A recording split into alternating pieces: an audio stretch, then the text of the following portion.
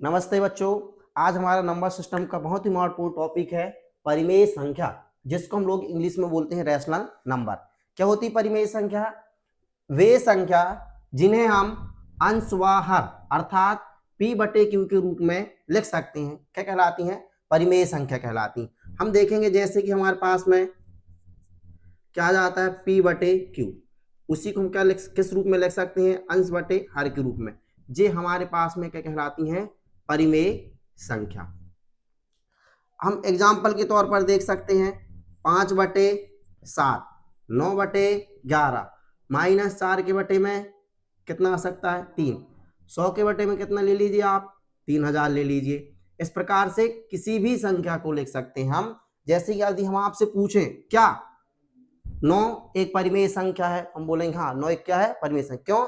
यदि किसी भी संख्या के बटे में कुछ भी नहीं रहता है, हम उसको कितना मान लेते हैं? एक मान लेते हैं। 9 बटे एक क्या है? परिमेय संख्या। आपसे कोई पूछे क्या 0 एक परिमेय संख्या, तो हम बोलेंगे हाँ 0 एक क्या है? परिमेय संख्या। क्यों? 0 के बटे में कुछ भी नहीं, मतलब कितना है? 1 है, तो 0 बटे 1 भी क्या है? परिमेय संख्या।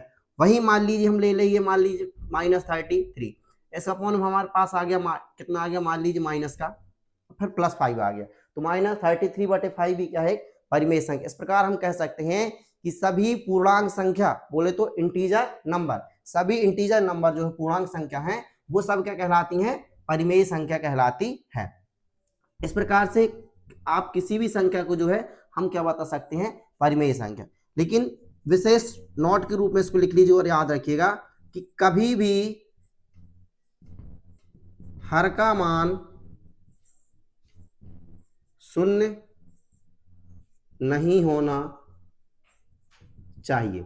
यदि कभी भी हम किसी भी संख्या के बटे में शून्य ले लेते हैं, जैसे कि एग्जांपल के तौर पर हम ले लीजिए, मान लीजिए 5 के बटे में कितना आ गया? 0 आ गया, इसकी वैल्यू कितनी हो जाती है? इन्फिनिटी हो जाती है। वही मान लीजिए -11 के बटे में कितना आ गया? 0, तो इसकी वैल्यू है किसके बराबर हो जाता है? इन्फिनिटी के बराबर हो जाता है। कभी भी किसी भी संख्या के बटे में जो है शून्य नहीं होना चाहिए। दूसरा नोट विशेष रूप से याद रखिएगा इसको, सभी पूर्णांक संख्या